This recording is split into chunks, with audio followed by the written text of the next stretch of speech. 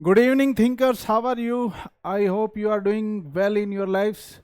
मैं फिर से हाजिर हूँ आपके सामने करंट अफेयर्स लेके। कुछ न्यूज़ हैं 21 तारीख की और 22 तारीख की, जो कि आपके एग्ज़ाम पॉइंट ऑफ व्यू से इम्पोर्टेंट हो सकती हैं। तो थोड़ा सा ध्यान दीजिए। अगर आप इस चैनल पर नए हैं तो इसको सब्सक्राइब कीजिए, ज़्यादा से ज़्यादा शेयर कीजिए।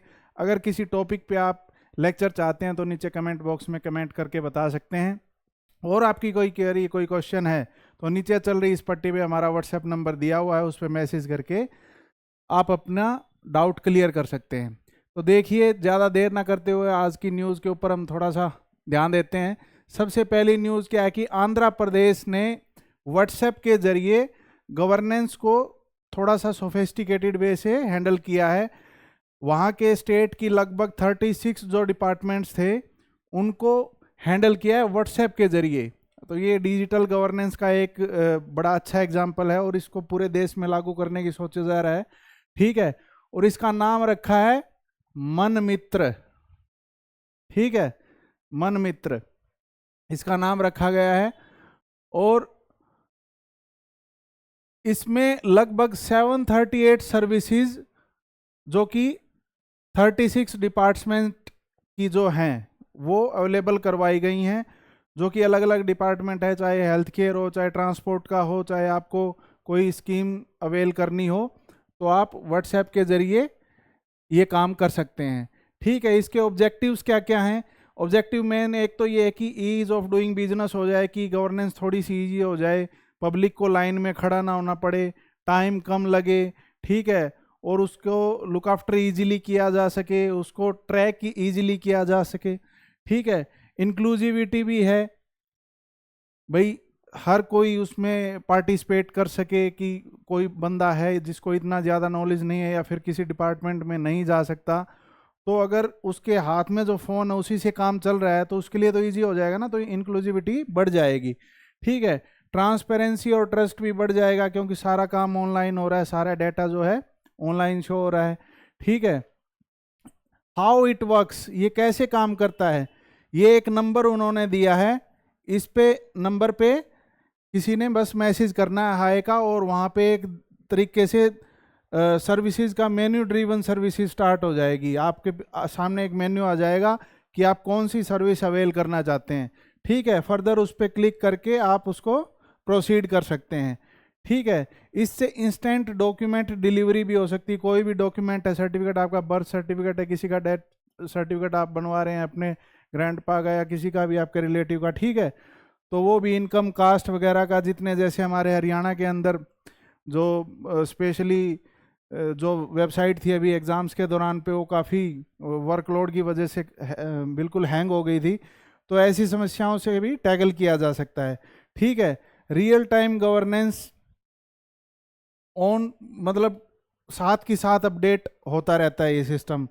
और इसको नेक्स्ट जेन टेक इंटीग्रेशन भी बोलते हैं, कि आजकल की जनरेशन की ऐसी टेक्नोलॉजी को, क्योंकि इंडिया में मिलियंस ऑफ पीपल्स हैं जो आज के दिन व्हाट्सएप यूज़ करते हैं। वो बात अलग है कि स्टेटस लगाने और फालतू की चैट और गुड मॉर्निंग गुड इवनिंग भेजने के अलावा शायद वो कुछ और काम ना करते हो, लेकिन बहुत से ऐसे लोग भी हैं जिनको व्हाट्सएप अपने बिजनेस पॉइंट ऑफ व्यू से, अपने पर्पसफुल वे से भी यूज़ करते हैं।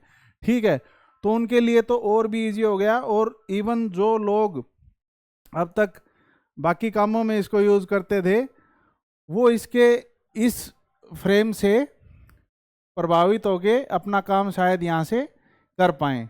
ठीक है, और इसके अलावा क्या बात है, इसकी की फीचर्स क्या है, मैंने बता दिया था कि 36 जो डिपार्टमेंट है स्टेट के, उनकी 700 अबाउट जो सुविधाएं हैं वो यहाँ पे अवेल करवाई गई हैं। ठीक है, उसके अलावा सिक्योरिटी और ट्रांसपेरेंसी भी है। एक क्यूआर कोड आपको वहाँ पे मिल जाएगा। ठीक है, एक एनक्रिप्टेड, वेल एनक्रिप्टेड और ब्लॉकचेन टेक्नोलॉजी से बनाया हुआ। ब्लॉकचेन टेक्नोलॉजी आपको कहाँ पे देखने को मिलती है? क्रिप्टो करेंसीज के अंदर देखने को मिलती है भी। ठीक है, जैसे बिटकॉइन वगैरह हो गया। ठीक है, ये मैं जब बिटकॉइन वगैरह जब आपको इकोनॉमिक्स का पार्ट करवाऊंगा कि फिएट मनी क्या होता है, लीगल टेंडर क्या होता है, नोट क्या होता है, ठीक है, तब डिजिटल इकोनॉमी पे जब हम बात करेंगे, कैशलेस इकोनॉमी पे जब हम बात करेंगे, तो इसको और इलेबोरेट करूंगा, ठीक है। ये अभी मैंने जस्ट ब्लॉकचेन टेक्नोलॉजी का एग्जांपल देने के लिए बिटकॉइन आपको बता दिया। इसके अलावा आई थिंक इस पेज पे और कुछ बचता नहीं, आप चाहें तो इसको पॉज करके रीड कर सकते हैं, ठीक है। चलिए आगे बढ़ते हैं। इसके लिए आंध्र प्रदेश ने जो मेटा के साथ जो है एमओयू साइन किया है, मेमोरेंडम ऑफ अंडरस्टैंडिंग, ठीक है, जिसके तहत जो कि सिक्योरिटी फीचर्स अवेल किए हैं और टैक अपग्रेड किया है। चैटबॉट, एआई चैटबॉट होते हैं ना, कि ऑटोमेटिक आपके क्वेश्चंस का आंसर वहां से मिल जाएगा, आपकी क्वेरीज जो होंगी वो रिजॉल्व हो जाएंगी, ठीक है। वॉइस बेस्ड असिस्टेंस हो जाएगा, आगे से अगर आप रिकॉर्ड करके बोलोगे तो सामने से वॉइस में ही आपको आंसर मिल जाएगा। और रियल टाइम गवर्नेंस और डैशबोर्ड्स प्लान इन फेज 2, इसके फेज 2 में ऐसी चीजें होने वाली हैं। अब इसके इम्पैक्ट क्या होंगे कि सिटीजन सेंट्रिक गवर्नेंस होगा, ठीक है। एक ऐसी गवर्नेंस जिसमें लोगों का ध्यान रखा जाए, लोगों की हर सुविधा, हर दिक्कत जो है रिजॉल्व हो जाए, हर सुविधा का ध्यान रखा जाए, ठीक है। कॉस्ट और टाइम सेविंग होगी, मैंने आपको पहले ही बता दिया, एक तो पेपर वर्क कम होगा, ठीक है, ऊपर से जो है वर्क फोर्स कम चाहिए इसके लिए, और दूसरा टाइम सेव होगा। हम जो काम स्पेशल अपने ऑफिस से छुट्टी लेके, काम से छुट्टी लेके करके ऑफिस में जाके करते हैं, डिपार्टमेंट में जाए करते हैं, वो बिना गवर्नमेंट डिपार्टमेंट में जाए हम घर बैठे कर सकते हैं, अपने ऑफिस में थोड़ा टाइम निकाल के वो कर सकते हैं, ठीक है। एक डिजिटल इंक्लूजन भी है, एक लिवरेज मिल गया। व्हाट्सएप यूज़ कर रहे हैं, जैसे कि मैंने आपको बताया मिलियंस ऑफ यूज़र्स हैं, 500 मिलियन के आसपास लोग हमारे यहाँ व्हाट्सएप यूज़ कर रहे हैं, ठीक है। मेरे जैसों के तो दो अकाउंट भी हैं, ठीक है, तो ऐसे ही बैठे उनको फ़ायदा होगा। और एडमिनिस्ट्रेटिव एफिशिएंसी है, रियल टाइम डैशबोर्ड देखने को मिला, डाटा जो है रेगुलर रियल टाइम में अपडेट होता रहेगा और उसको ट्रेस करना ईजी रहेगा। और रेप्लिकेबिलिटी, इसकी रिकॉग्नाइज्ड है ये किसके द्वारा, department of administrative reform and public grievances, ठीक है। इसको ये बोला गया है कि ऐसा ऐसा मॉडल तो लगभग हर स्टेट में होना चाहिए, बशर्ते वो सिक्योर हो। चैलेंजेस क्या हैं, डिजिटल डिवाइड है, जो ट्राइबल बेल्ट्स वगैरह है, या जो ऐसा पिछड़ा वर्ग है जिनके पास फ़ोन इन तो छोड़ो, अभी तक लाइट्स ही नहीं पहुंची हैं, वो उनकी इंक्लूसिविटी जो है उसको अभी ये एक चैलेंज है हमारे सामने। साइबर सिक्योरिटी का रिस्क है, लोग पता नहीं क्या क्या हैक कर लेते हैं, बड़ी बड़ी साइट्स को, बड़ी बड़ी जो गवर्नमेंट एजेंसीज की साइट को जो हैक कर लेते हैं, तो इसमें भी थोड़ा सा फेक व्हाट्सएप अकाउंट वगैरह का ध्यान रखना पड़ेगा कि एक तरीके से वो प्रॉपर अकाउंट जो है वेरिफिकेशन हो यहाँ पे। कैपेसिटी बिल्डिंग में लोगों को अभी तक टेक्निकल इतनी एडवांसमेंट का पता नहीं है।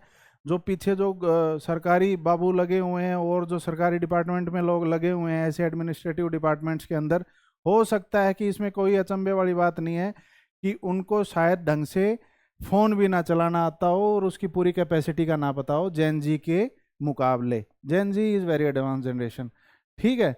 तो उनको थोड़ा सा ट्रेनिंग देनी पड़ेगी उस स्टाफ को, ताकि ये काम इजीली कर पाए।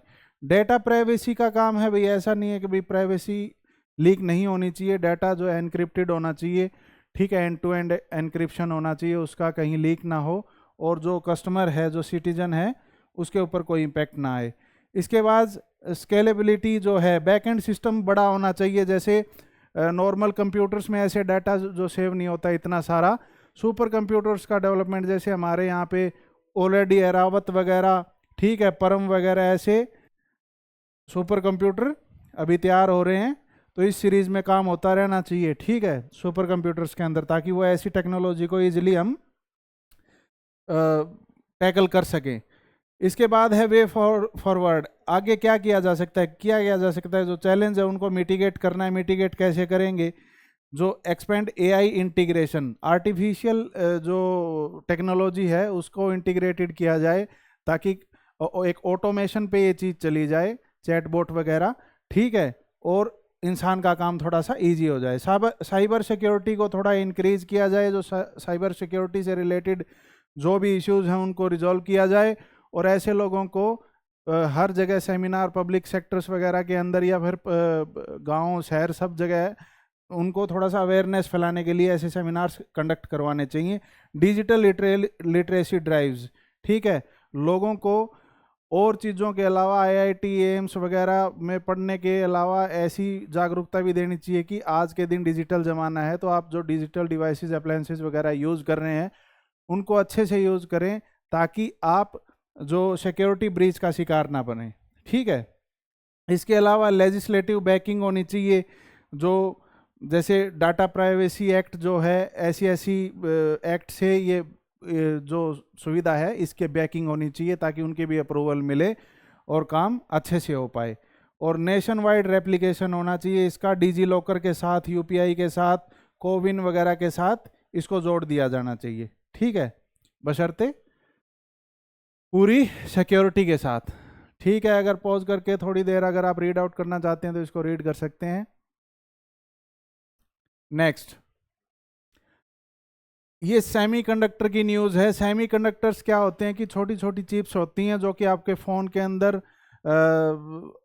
जितने भी इलेक्ट्रिक अप्लायंसेस वगैरह हैं उनके अंदर, कंप्यूटर वगैरह के अंदर, मैंने एक नाम बोल दिया उसमें सभी आ गया। सेमीकंडक्टर आने वाली और अब की जो जनरेशन है और पीछे से भी काफ़ी महत्वपूर्ण चीज़ साबित होती आ रही है। तो इसकी डेवलपमेंट में आज के दिन इंडिया एक ग्लोबल रेस के अंदर बहुत बढ़िया काम कर रहा है। तो उसके ऊपर की ये न्यूज़ है कि हम कैसे सेमीकंडक्टर की फॉर्मेशन या डेवलपमेंट के अंदर कैसे अनाउंसमेंट लेके आ सकते हैं, ठीक है। India has approved 10 semiconductor fabrication and assembly projects under 76,000 crore Semicon India mission. ये एक मिशन है जिसके तहत हम सेमीकंडक्टर चिप्स वगैरह को बनाने का काम करते हैं और उसके अनाउंसमेंट का काम करते हैं, ठीक है। इसमें करंट स्टेटस क्या है? Design power house India accounts 20% global semiconductor design engineer हमारे पास हैं। टोटल दुनिया में अगर 100 इंजीनियर्स हैं तो हम उनमें से 20 इंजीनियर हमारे पास हैं जो सेमीकंडक्टर चिप्स वगैरह डिज़ाइन करते हैं, ठीक है। और अब तक हमने 3000 चिप्स डिज़ाइन एनुअली की है, ठीक है। पॉलिसी पुश 70,000 करोड़ का Semicon India programme offer 50% capital support. जितना कैपिटल एक्सपेंडिचर लगेगा उस काम पे, किस काम पे? ऐसी लैब्स वगैरह बनाने पे जिसमें सेमीकंडक्टर फैब्रिकेशन वगैरह काम होगा, उसमें 50% तक का कैपिटल सपोर्ट है। और स्टेट जिसमें ऐड कर देता है 20 से 25, यानी 70 से 75 तक आपका कैपिटल सपोर्ट मिलता है, ठीक है। और मैन्युफैक्चरिंग प्रोग्रेस क्या है? माइक्रोन जो है 22,500 करोड़ जो है एटीपी फैसिलिटी, ठीक है। एटीपी के क्या होता है कि ये इसमें क्वालिटी का चेकअप भी होता है, पैकिंग वगैरह भी होती है, ट्रैकिंग वगैरह भी होती है, ठीक है। और ये गुजरात के अंदर है, कंस्ट्रक्शन के अंदर चल रहा है अभी ये, और स्टार्ट हो जाएगा 2024 में बोला था, लेकिन अभी लगा हुआ है काम। R&D इनिशिएटिव, और इसके साथ साथ क्या चल रहा है? चिप्स टू स्टार्टअप प्रोग्राम है ये एक, जिसमें एम क्या किया है कि 85,000 इंजीनियर 5 साल के अंदर हम ट्रेन करेंगे, ठीक है। और ग्लोबल कॉन्टेक्स्ट में क्या चल रहा है? जो सेमीकंडक्टर कंजप्शन के अंदर इंडिया जो है कहाँ रीच आउट कर गया है? 110 बिलियन डॉलर 2030 तक हम रीच आउट कर जाएंगे, जो कि 10% है ग्लोबल शेयर का, ठीक है। यहाँ तक हमारा टारगेट है। इसके बाद क्या है कि भाई drivers of semiconductor design and manufacturing. इस सेगमेंट में हम क्या देखेंगे कि जियोपॉलिटिकल रीअलाइनमेंट, हमें क्यों आत्मनिर्भर जैसे ये और make in India, made in India और ये ऐसे आत्मनिर्भर भारत और ये ऐसी स्कीम्स के तहत चलना क्यों ज़रूरी है कि जैसे China +1 डाइवर्सिफिकेशन है, इसका भी एनकरेजमेंट मिलता है। China +1 क्या है कि लोग ऐसी टेक्नोलॉजी पे, लोग मतलब बाकी की कंट्रीज भी, ठीक है, चाइना के ऊपर ज़्यादातर डिपेंड रहते हैं, इंक्लूडिंग इंडिया। अगर मान लो कोई भी कल को कोई भी मिस हैपनिंग हो गई, हमारे साथ ऑलरेडी बॉर्डर डिस्प्यूट है, या फिर ऐसा कोई आइडियोलॉजिकल डिफरेंसेस हो जाते हैं और वो बोल देते हैं कि नहीं भाई हमारी ये टेक्नोलॉजी हम आपको नहीं दे रहे, तो फिर हम किसका मुंह ताकाएंगे भाई? हमारे पास भी खुद की सुविधा होनी चाहिए। तो China +1 मतलब चाइना एक ऑप्शन है अभी, तो +1 उसके अलावा भी हमारे पास कोई अल्टरनेट होना चाहिए। आप एक साथ में कोई ना कोई अल्टरनेट लेके चलो कि एक हाथ खड़े कर दे तो दूसरा का माड़ा गाल दोगा देशी, ठीक है। तो मार्केट साइज एडवांटेजमेंट क्या मिलेगी कि इंडिया जो है वर्ल्ड का फास्टेस्ट ग्रोइंग कंज्यूमर है इलेक्ट्रॉनिक्स मार्केट का, और सेकंड लार्जेस्ट मार्केट है जो फोन वगैरह प्रोडक्शन वगैरह का। ठीक है, स्मार्टफोन प्रोड्यूसर है हमारा।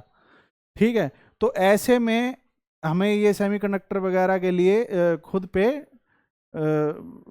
डिपेंड होना पड़ेगा। ठीक है, आत्मनिर्भर होना पड़ेगा हमें।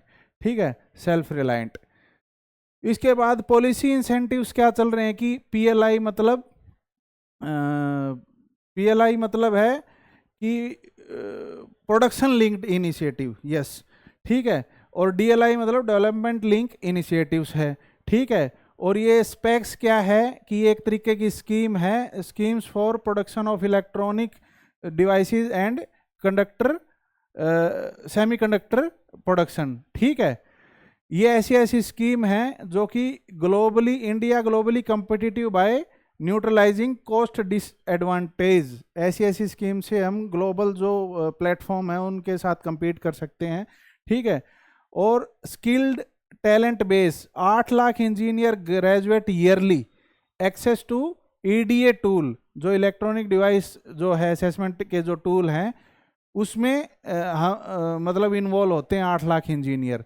इसके साथ आर&डी और एकेडमिया लिंकेजेस हैं, आईआईटीज हैं हमारी जो इसमें काम कर रही हैं, आईआईएससी है जैसे इंडियन इंस्टीट्यूट ऑफ साइंस, एक ट्रिपल आईआईटी भी है, अगर इसका नाम नहीं सुना आपने तो जैसे बोलते हैं Indian institute of information and technology. ठीक है, जो कि काम कहाँ कर रहे हैं, Synopsys, Cadence and Lam Research for frontier level project. Cadence, Lam Research, Synopsys वगैरह ये क्या है, ये ऐसे लैब्स एक, या फिर यूं लगा लो सिमुलेशंस एरिया है जहाँ पे सेमीकंडक्टर वगैरह बनने की प्रैक्टिसेस की जाती है। ठीक है, इस पे इकोनॉमी पे क्या इम्पैक्ट होगा, सिंपल सी बात है, अगर ये काम हमारे यहाँ होने लग जाएगा तो जॉब्स वगैरह ज़्यादा खुलेंगी और वैकेंसी वगैरह निकलेंगी, ज़्यादा लोग हायर किए जाएंगे, रोज़गार बढ़ेगा, इकोनॉमी डेवलप जो है ग्रोथ होगी। और इसके साथ साथ जो इलेक्ट्रॉनिक्स एक्सपोर्ट है हमारा वो बढ़ जाएगा, क्योंकि अगर हम बनाएंगे तभी तो एक्सपोर्ट करेंगे, वरना तो सब कुछ इंपोर्ट ही करना पड़ेगा। इससे हमारा फिस्कल डेफिसिट है वो भी मिटिगेट होगा। ठीक है, स्ट्रेटेजिक सिक्योरिटी, आजकल जो टेक्नोलॉजी है वो हर चीज़ के अंदर काम आने लगी है, तो हमारी जो स्ट्रेटेजिक सिक्योरिटी वगैरह है उसमें भी हमें ज़्यादा हेल्प मिलेगी। इसके बाद रीजनल डेवलपमेंट, हमारे आसपास, ठीक है, जो हमारे अंदर जो गुजरात है, कर्नाटका, उड़ीसा है, उनके अंदर भी जो है ऐसी लैब्स और ज़्यादा खुलेंगी, और एक ये ग्रोथ को डिसेंट्रलाइज किया जाएगा जो 1-2 जगह पे सीमित हैं अभी तक इंडिया के अंदर। ठीक है, कुछ पढ़ना चाहते हैं तो देख लीजिए, अगर इसमें से कोई डाउट है तो मैं यही बोलूँगा, आप नीचे कमेंट कर सकते हैं या व्हाट्सएप पे मैसेज कर सकते हैं छोड़ने से पहले। ठीक है, इसके बाद क्या है, अभी तक की इनिशिएटिव क्या लिया है हमने, एक तो ये 50% कैपिटल सपोर्ट मैंने बोल दिया, स्टेट जिसमें से 20 to 25 सपोर्ट करता है। ठीक है, OSAT ATMP फैसिलिटीज़ के अंदर। ठीक है, ये सेमीकंडक्टर की फैसिलिटीज़ हैं, ये सारी जो मार्किंग या पैकिंग के लिए जितनी भी होती हैं ये। ठीक है, इनके अंदर अगर ये आप इनिशिएटिव ले रहा है कोई तो 50% कैपिटल शेयर है। दूसरा डिज़ाइन लिंक्ड इनिशिएटिव है, इसके अंदर 50% जो है of eligible R&D cost to support fabless startup. Fabless मतलब क्या है, फैब और फैबलेस का मतलब क्या है, फैब का मतलब यहाँ फरवरी नहीं है भाई। ठीक है, तो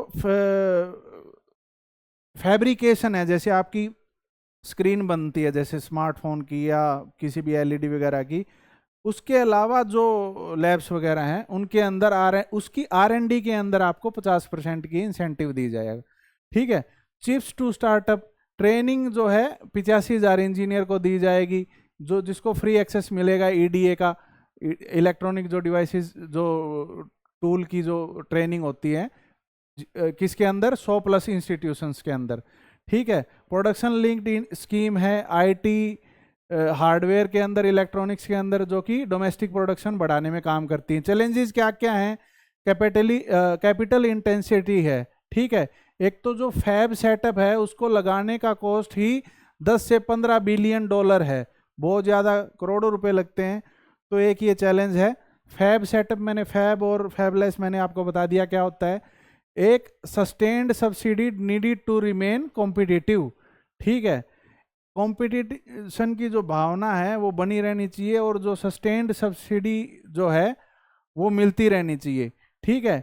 एक टैलेंट की थोड़ी सी कमी है, only a fraction of graduates ही इसके अंदर जा पाते हैं। भाई इतने सारे इंजीनियर डड़ा मारोगे ओड़ा इंजीनियर पाजे केवरा, लेकिन वे कर दे के पाओगे, कोई एसएससी की तैयारी करता पाओगा, कोई सीईटी का पेपर देता पाओगा, कोई स्टेट का कोई जेबीटी करने लग रहा है, कोई यूपीएससी की तैयारी लग रहा है करने, ठीक है।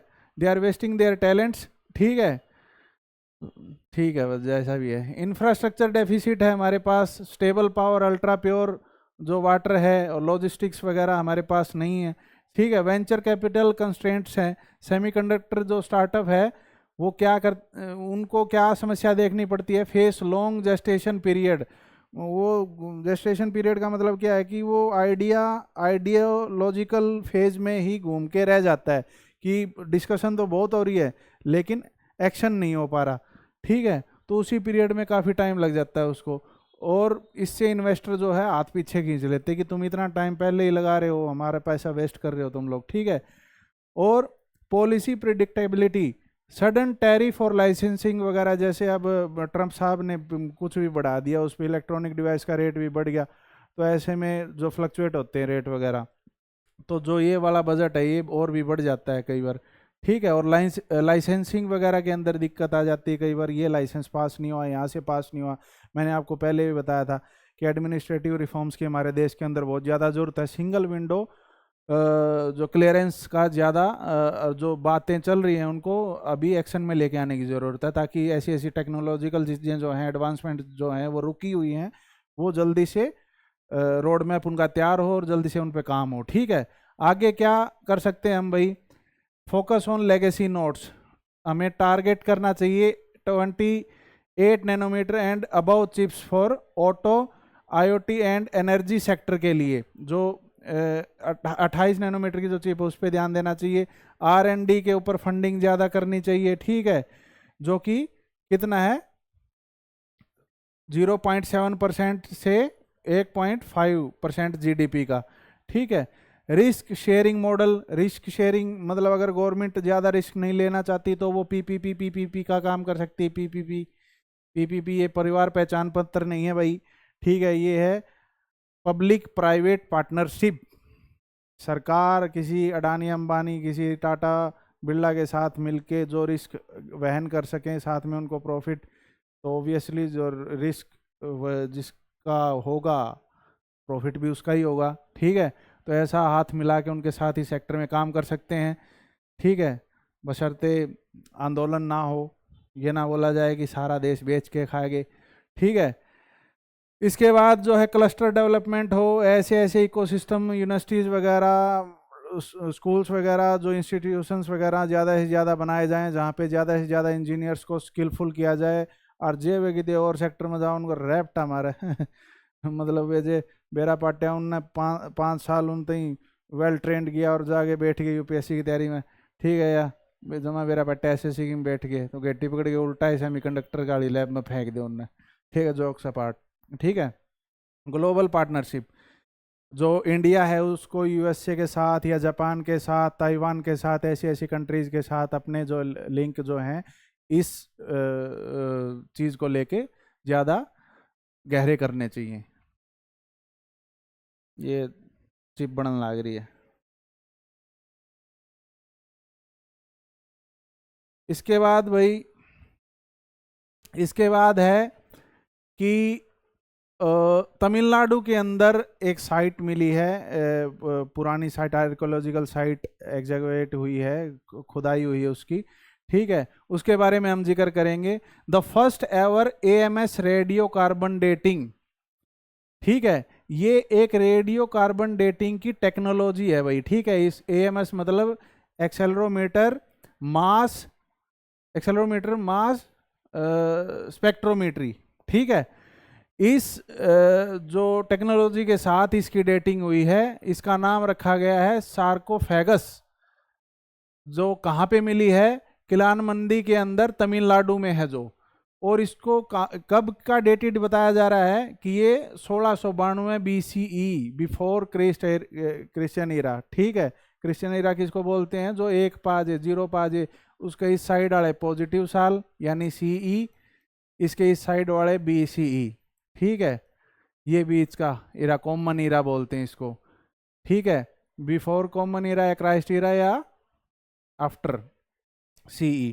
ठीक है, तो ये इस साइड वाले 1692 में मिला है। ठीक है, 1692 की डेटेड का बताया जा रहा है कि ये तब का है। और ये कार्बन डेटिंग कैसे होती है भाई, C14 जो है इसका आइसोटोप होता है इसका कार्बन का। ये केमिस्ट्री की थोड़ी सी टर्मिनोलॉजीज हैं। ठीक है, थोड़ी जबान मेरी भी फिसल जाए क्या पता, और तुम्हें समझने में तुम्हारा दिमाग भी फिसल जाए, तो दोनों को पकड़े रखो। ठीक है, तो इस कार्बन डेटिंग के अंदर क्या होता है टेक्नोलॉजी के अंदर कि इसकी डेटिंग पता करना। तो पहले तो कार्बन डेटिंग का मैं आपको नॉर्मल सी बता दूं कि हर जो चीज़ है धरती के ऊपर उसमें कार्बन मॉलिक्यूल होते हैं, तो उसका C14 जो आइसोटोप है उसकी चेकिंग होती है। अगर मान लो पुराना जो आर्कियोलॉजिकल साइट्स वगैरह के अंदर जो लोग जाते हैं उसके अंदर इस आइसोटोप की जो है वो डेटिंग चेक की जाती है, क्योंकि ये टाइम के साथ डिप्लीट होता है और इसका डिप्लीशन रेट निकाल लिया है। ठीक है, तो उससे आइडिया लग जाता है कि ये इतना डिप्लीट हो गया तो मतलब 100% कब होगा।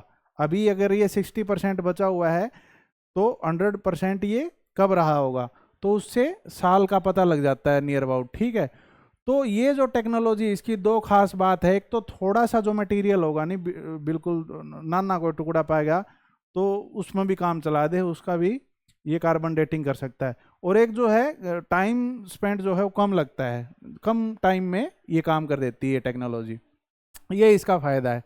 ठीक है, तो यहाँ पे क्या मिला, ये लेट हड़प्पन जो पीरियड है वो पीरियड के टाइम की ये साइट है भाई। ठीक है, और इसके अंदर जो फाइंडिंग्स मिली हैं यानी कि जो जो चीज़ें मिली हैं उसके हिसाब से क्या निष्कर्ष निकाला गया है कि नॉर्थ और साउथ के बीच में पीछे ट्रेड्स होते रहे होंगे। ठीक है, यानी तमिलनाडु या गुजरात महाराष्ट्र वगैरह के अंदर। ठीक है, अब ये क्या है सार्कोफेगस, सार्कोफेगस एक टेराकोटा कोफिन है जो कि बुरियल्स के लिए यूज किया जाता है। टेराकोटा मतलब एक मिट्टी लाल रंग टाइप की। ठीक है, और कोफिन आपको पता ही है, वो 4-5 वो काले कोट वाले कई बार आते हैं वो कोफिन उठाए। ठीक है, वो मीम्स चले हुए थे पहले। ठीक है, और क्या होता है इसके साथ, चारकोल होता है, पोट्री होती है जैसे मटके वगैरह, ग्रेव गुड्स होते हैं जो दफनाने के टाइम पे उसके साथ छोड़ दिए जाते हैं। ठीक है, मरने वाले के साथ। ठीक है, तो ये एक आर्कियोलॉजिकल एविडेंस है ब्रियल प्रैक्टिसेस का और सोशियो कल्चरल लाइफ का एंशियंट तमिलिकम का।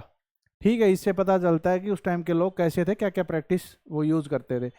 साइट मैंने बता दिया, किलानमंदी विलेज है तिरुवन्नमलाई डिस्ट्रिक्ट के अंदर तमिलनाडु के अंदर। ठीक है, डेट मैंने आपको बता दी लेट हड़प्पन पीरियड के अंदर यानी 1692 BC के अंदर। ग्रेव गुड्स क्या क्या मिले, aged carnelian beads. Carnelian beads क्या होता है कि एक स्टोन होता है चमकदार सा, थोड़ा सा प्रीशियस स्टोन बोलते थे उस टाइम में, वो प्रीशियस था। एज्ड मतलब उसके ऊपर कोई भी कारीगरी की हुई है जैसे, और उसके मोती बने हुए उस स्टोन के, और उनकी माला मिली। ठीक है, जो कि गुजरात और महाराष्ट्र में ओरिजिनेट होते हैं, वहाँ तमिलनाडु में मिली है तो इसका मतलब जरूर ट्रेड के थ्रू वहाँ गए होंगे। ठीक है, आयरन टूल्स मिले हैं, पोट्री वगैरह मिली हैं। इसके बाद क्या है, ग्राफ्टी मार्क्स मिले हैं। ग्राफ्टी किसको बोलते हैं कि जैसे आप USA वगैरह की या कोई हॉलीवुड मूवी देखते हैं आजकल, तो इंडिया के अंदर भी काफ़ी ट्रेंड चला हुआ कि दीवार के ऊपर वो स्प्रे वगैरह से कुछ बना देते हैं। तो ऑब्वियस सी बात है वहाँ के लोगों के पास तो स्प्रे था नहीं कि वो किसी भी चीज़ के ऊपर कोई भी कलाकारी कर देते थे, तो उसको ग्राफ्टी बोलते हैं। ठीक है, फोक लाइक सिंबल वगैरह, semi concentric U shaped circle वगैरह, ऐसी ऐसी चीज़ें देखने को मिलती हैं जिनकी सिमिलैरिटी क्या है, इंडस वैली सिविलाइजेशन के साथ है। ठीक है, और क्लैन बरियल इंडिकेशंस। ठीक है, कि क्लैन बरियल जैसे जैसे मतलब जो बरियल टेक्नोलॉजी थी या फिर बरियल के जो रिचुअल्स थे वो देखने को मिलते हैं। और एसोसिएटेड फाइंड्स क्या है, आयरन स्पीयर्स मिले 7-8 फीट के। ठीक है, और कलेक्टिव अर्न बरियल्स, अर्न की किसको बोलते हैं, अर्न कलश को, ठीक है, कलश को बोलते हैं भाई। ठीक है, स्लैब अनक्लोजर, ऊपर स्लैब लगा दी, और हाई टिन ब्रोन ऑब्जेक्ट, जो ऐसे ऑब्जेक्ट जिनके अंदर टिन की मात्रा बहुत ज़्यादा थी। इसका सिग्निफिकेंस क्या है भाई ये मिलने का, कि ट्रेड मैप को रीड्रॉ करने की जरूरत पड़ गई, कि ट्रेड पहले कहीं और दिखाते थे कि कैसे ट्रेड होता होगा उस टाइम, तो ये तो तमिलनाडु भी जुड़ गया, तो फिर इसका लिंक आउट भी करना पड़ेगा। ठीक है, और क्या मिला, पुशिज बैक ग्राफ्टी ट्रेडिशन। ठीक है, मतलब ये वाला ट्रेडिशन 17वीं सेंचुरी बीसी में भी मौजूद था, और एविडेंस ऑफ कॉम्प्लेक्स सोसाइटी, जिसमें प्रेजेंस ऑफ आयरन टूल भी हैं, organised clan burials indicate early social stratification. ठीक है, मतलब सोशल स्ट्रेटिफिकेशन का मतलब है कि अलग अलग जो सामाजिक या क्लासेस के अंदर अलग अलग रिचुअल्स का मतलब यूज करना, फॉलो करना उनको।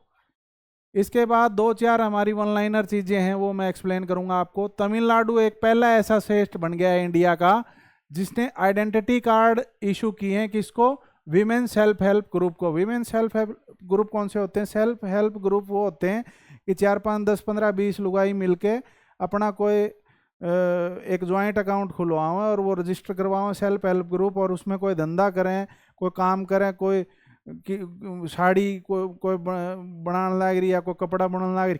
ठीक है, तो ऐसे ग्रुप्स जो आपस में मिलजुल के खुद की मदद कर रहे हैं। ठीक है, ऐसी लेडीज को वहाँ आइडेंटिटी कार्ड इशू किए गए हैं।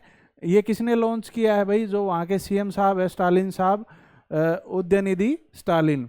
ठीक है, सलेम डिस्ट्रिक्ट के अंदर। दूसरी न्यूज़ है अपने पास कि हर साल जो है, जो तीसरा शनिवार है सितंबर का, उसको कैसे सेलिब्रेट किया जाता है, इंटरनेशनल रेड पांडा डे। ठीक है, लाल पांडा के दिवस के रूप में सेलिब्रेट किया जाता है। इसके बाद international day of peace is celebrated in 21 सितंबर को every year. Peace is commonly known as the lack of conflict. भाई कॉन्फ्लिक्ट ना हो, 21 सितंबर को हम पीस डे के रूप में मनाए जाते हैं कि भाई जो प्रेसिडेंट थे यूएसए के, ठीक है, लिंकन साहब, तो बोलते हैं कि वो इस दिन उन्होंने मतलब जो डिस्क्रिमिनेशन होता था उसको भी ख़त्म किया है। ठीक है, और स्लेवरी वगैरह को ख़त्म किया था इस दिन, ऐसा बोला जाता है। और every year world Alzheimer day observe किया जाता है 21 सितंबर को। एल्जाइमर क्या है, ये एक साइकोलॉजिकल डिजीज़ है जिसके अंदर ब्रेन की जो नर्व्स है वो सूख जाती हैं, मतलब सिकुड़ जाती हैं, और आदमी की याददाश्त धीरे धीरे कमज़ोर हो जाती है और इवन ख़त्म भी हो जाती है। ये एक एज्ड लोगों में ज़्यादा देखने को मिलता है। ठीक है, एक प्रोटीन होता है जिसका नाम इंटरेस्टिंग है, ताऊ। ठीक है, ताऊ प्रोटीन है, तो ताऊ जो बन जाता है मतलब बड़े हो जाते हैं, उनके अंदर ये प्रोटीन जब आ जाता है तो वो नर्व सेल्स को जो है डैमेज करने लग जाता है। इससे आदमी का बिहेवियर, उसकी याददाश्त पे ज़्यादा असर पड़ने लग जाता है। इसका अभी तक कोई इलाज तो है नहीं, लेकिन अभी तक जो इलाज है उसकी प्रोसेस को स्लो डाउन करने का है अभी तक।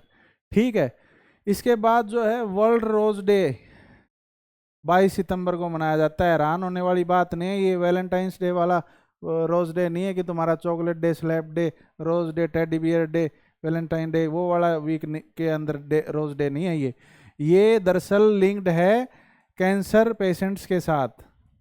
ठीक है, दरअसल 1994 के अंदर एक पेशेंट थी कनाडा के अंदर, मेलिंडा रोज। ठीक है, उसके अंदर एक ट्यूमर मिला डॉक्टर्स को, तो डॉक्टर्स ने बोला कि ये लड़की ज़्यादा से ज़्यादा 1 हफ्ता ज़िंदा रह सकती है, और लेकिन उसकी विल पावर इतनी थी कि वो एंजॉय करती रही जैसी भी सिचुएशन में थी। वो उसने डायरीज वगैरह लिखी, उस टाइम पोएम्स वगैरह लिखी, और ऐसे में उसकी विल पावर की वजह से वो लड़की 6 महीने तक जिंदा रह गई, जिसका सिर्फ मुश्किल से हफ्ते के लिए डॉक्टर्स ने बोला था। तो उसकी उन पोएम्स वगैरह को देख के, उस विल पावर को देखते हुए मतलब इसका नाम रख दिया, रोज़ के नाम पे रख दिया, मेलिंडा रोज के नाम से रोज डे रख दिया, जिसपे कैंसर पेशेंट्स को लेके थोड़ी सहानुभूति दिखाई जाती है। तो ये थे आज के मुख्य समाचार जो कि समाप्त हो चुके हैं। 21 और 22 के कुछ मैं आपको कोशिश की कि जो इम्पोर्टेंट है एग्जाम्स ओरिएंटेशन से, मतलब वो आपको बता दूं। और मैं फिर से रिक्वेस्ट करूंगा कि हमारे चैनल को ज़्यादा से ज़्यादा सब्सक्राइब कीजिए। आने वाले दिनों के अंदर हम कोशिश करेंगे हर एग्ज़ाम से, जो कि आप डेली जो अमूमन जो लोग इन्वॉल्व रहते हैं इन एग्ज़ाम्स के अंदर, जो स्टेट वगैरह के हैं, हम उनसे जुड़े सभी टॉपिक्स को या कठिन से कठिन टॉपिक को सरल से सरल वे के अंदर, आसान वे के अंदर हम आपको कन्वे करने की कोशिश करेंगे। तब तक हमारा साथ देते रहिए, जुड़े रहिए आई थिंक क्लास के साथ। Thank you very much.